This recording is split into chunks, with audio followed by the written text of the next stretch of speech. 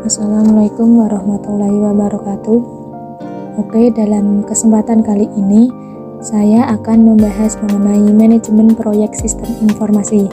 Nah, untuk lebih jelasnya mari kita simak video berikut ini. Untuk materi yang pertama yaitu mengenai definisi proyek.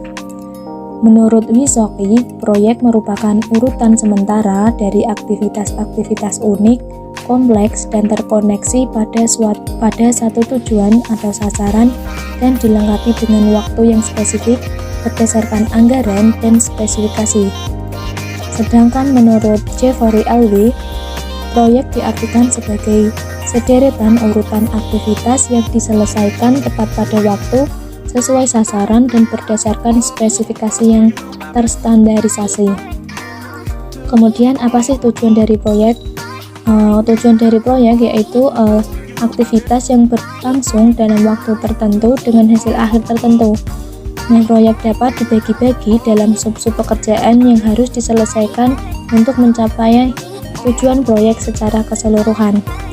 Nah, dalam mencapai tujuan tersebut dibutuhkan koordinasi dan pengendalian terhadap setiap sub-sub pekerjaan dalam hal waktu, urutan pekerjaan, biaya, dan performansi. Nah, yang ketiga yaitu mengenai siklus hidup proyek. Yang pertama ada inisiasi, yang kedua ada spesifikasi, kemudian yang ketiga rancangan, urutan keempat yaitu instalasi, dan yang terakhir adalah operasi. Nah, manajemen proyek sendiri apa sih? Manajemen proyek sendiri yaitu kegiatan merencanakan, merorganisasikan, mengarahkan, mengambil keputusan, dan mengendalikan sumber daya organisasi perusahaan untuk mencapai tujuan. Aplikasi dari pengetahuan, keahlian, dan teknik untuk aktivitas proyek guna memenuhi atau melebihi dari kebutuhan stakeholder dan harapan dari proyek itu sendiri. Nah, manajemen proyek itu mempergunakan personel perusahaan untuk ditempatkan pada tugas tertentu dalam proyek atau mengambil personel yang ahli dalam bidangnya. Kemudian ciri-ciri manajemen proyek. Proyek akan terfokus pada ketepatan waktu dan biaya penyerahan hasil akhir dan kelayakan teknisnya. Sementara unit-unit fungsional dan organisasi harus tetap menjaga kelangsungan organisasi untuk mencapai tujuannya sebagai konsekuensi terhadap timbul konflik pemakaian sumber daya antara manajer proyek dan manajer fungsional. Dalam proyek terdapat dua rantai komando yaitu komando vertikal atau manajer fungsional dan komando horizontal atau manajer proyek. Orang-orang di dalam proyek harus melapor kepada kedua manajer. Proyek bisa berasal dari bagian yang berbeda dalam organisasi induk. Kemudian ada kerangka manajemen proyek. Kerangka manajemen proyek merupakan batasan standarisasi pengelolaan manajemen proyek secara internasional dan secara mendasar meliputi tiga hal pokok, yaitu yang pertama, project management context, yaitu penguraian secara rinci terhadap ruang lingkup pelaksanaan manajemen proyek baik internal maupun eksternal. Yang kedua ada project management proses, yaitu penggambaran umum serta hubungan keterkaitan antar rangkaian proses dalam pelaksanaan pengelolaan manajemen proyek. Yang ketiga ada project management knowledge ORS, yaitu pembahasan secara keseluruhan terhadap 9 fungsi yang mendasari pelaksanaan manajemen proyek untuk mencapai kesuksesan proyek.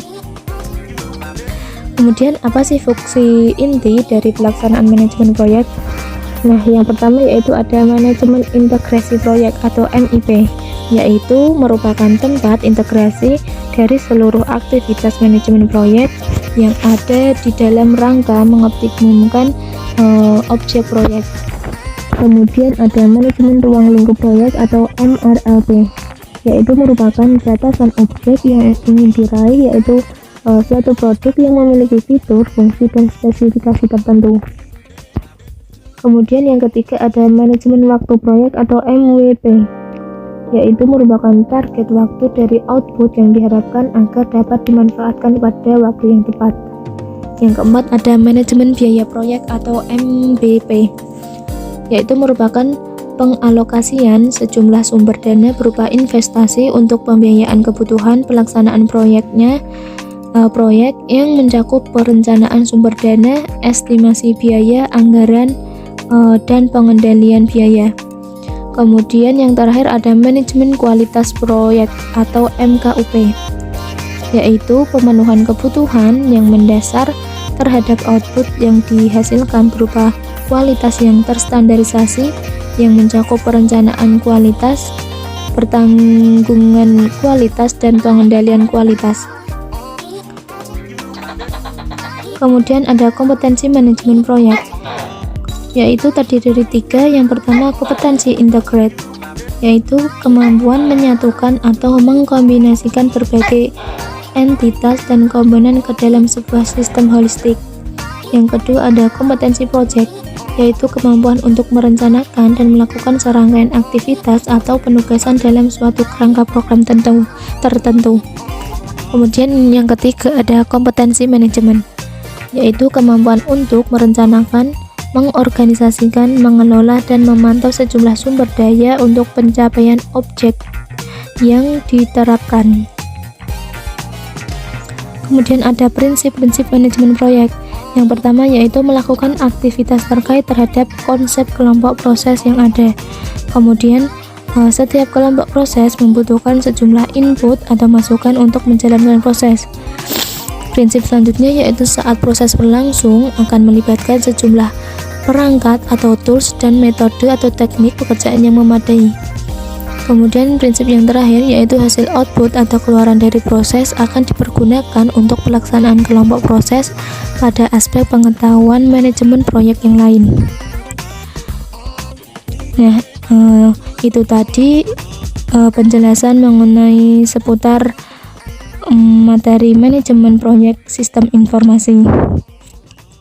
Terima kasih atas perhatiannya. Wassalamualaikum warahmatullahi wabarakatuh.